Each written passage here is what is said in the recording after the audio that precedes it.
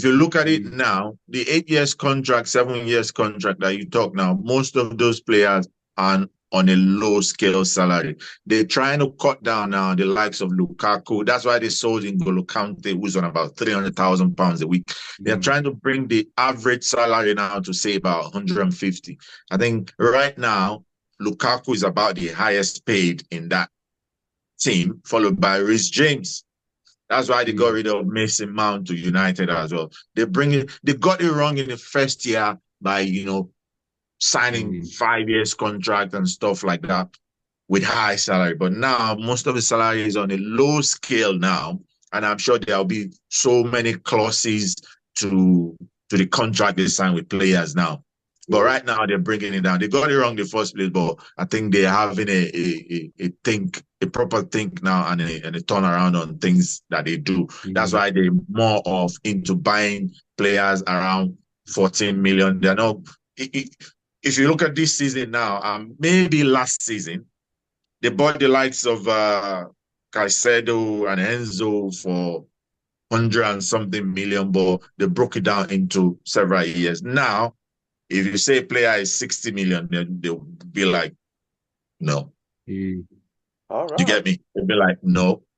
They're going for players, younger players that they know that they are real talent.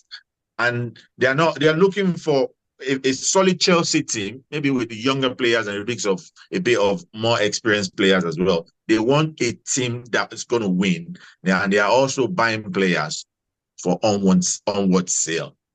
All right. Yeah. So players with a long-term value or something. Right. So just talking about the caps, because there seems to be there seems to be something in the theme of caps there, don't it? So talking about the caps, is that going to be across all the clubs or just for Chelsea? This is for Chelsea. This is for Chelsea. Right. So Get it. there's a salary cap. They don't want to go above certain salary, Right. except they feel this player, if this player comes to this team, is going to have value and probably the team might end up winning trophy. But like I used to say, there are some players they bought for certain amount that if I was the scout or paying for such players, I will not. I will not pay. Yeah. Caicedo, I will not buy Caicedo for 100 and something million. Enzo Fernandez, I will not buy for 100 and something million. This is football. You get likes for likes in football. This guy is so amount, 100 million. I'll tell you, by the time I go around, I'll get 3 players that play exactly like him, that need a bit of brushing up to get to his level. And they will be 3 times cheaper. Right. It's football. Nobody has got it all. The fact that you're playing well at that time might be due to something. You only have 1 or 2 players that are extraordinary. Players like Messi, player like Ronaldo, player like Ronaldo Lima, exceptional players. And when you see, you know. But Caicedo, I'm not rubbishing Caicedo. He's a good player.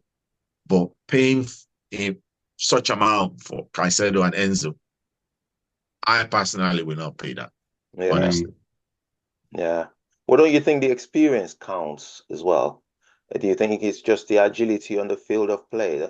Isn't there Because something else? Yeah. if you look at it, Caicedo came to Brighton for 4 million. Right. £4 million. £4 million. How much did they sell Caicedo? 100 and something million pounds. Why wouldn't I go and get another £4 million player somewhere and play 1 season and I sell the same way? And that's what Chelsea is doing now. They're getting them young, cheap, sending them on loan. That's why they are getting sister clubs somewhere else. They've got Strasbourg in France now. So they buy a player, 10 million, put the player in Strasbourg. Player plays exceptionally well. They sell it for 40 million, 50 million. That's what they're doing. They're doing like all other small teams like Brighton, Fulham, and the rest like that, Crystal Palace. They're doing that now to maximize profit. They have Chelsea, which is the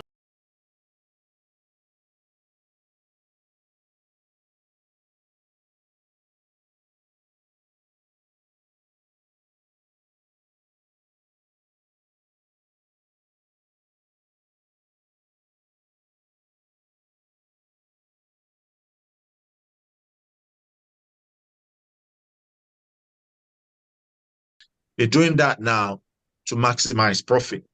They All right. have Chelsea, which is the main team, and they have other sister clubs, and they send their players there. There's a player now called Santos. He's a Brazilian, Right. very good.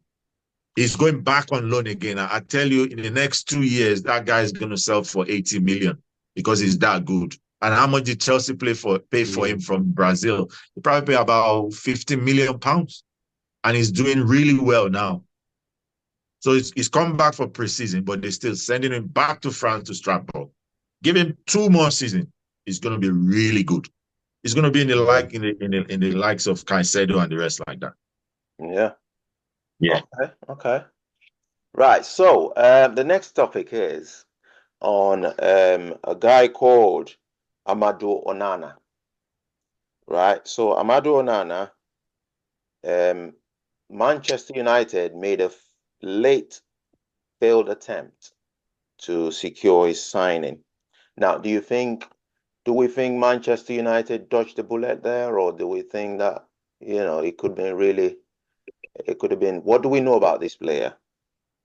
His bid was for 50 million, by the way, from Aston Villa. What do we know about Amadou Onana? I know Amadou Onana was in Everton. Yeah, Everton, yeah. He went on to Aston Villa. Yeah. He's a very good player. He's a very good player, very good midfielder. For 50 million pounds, Manchester United would have considered, do we have a player in that same level that is still consistent? People dabble into things and they weigh things.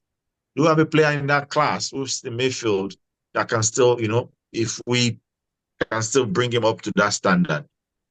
Okay, let's take our time and see if we can sell this player off, then we can get a bit of money in to get him or something like that. So is the highest bidder and who is fast enough to quickly get in and who needs it most.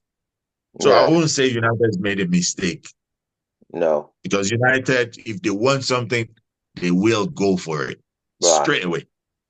So I wouldn't say they weigh it up. Do we have somebody who still play the midfield for us, who is still good enough? Or should we sell that one and get Onana? So I won't say it is a mistake. Whoever needs it most that goes for it straight away. That's why Chelsea went for Enzo and Caicedo and were ready to pay whatever amount to get such players. So if they really need it, if it's the department where they need a player, you can't beat United. No. You've got the money. Yeah. Trevor? Well, yeah, and interestingly, at Man United, of course, Ten Hag, who we've talked about a few times, and I think I said last week that I was personally pleased he kept his job. But what was good, because he beat Man City in the FA Cup final, and that obviously made life much easier for him, he insisted when it was agreed he would stay, that he still had a big say in what players they approached to try and buy, rather than having the typical football or director of football like they do it increasingly now at clubs, who actually decides. I mean, at Palace there's Dougie Freedman, particularly him, and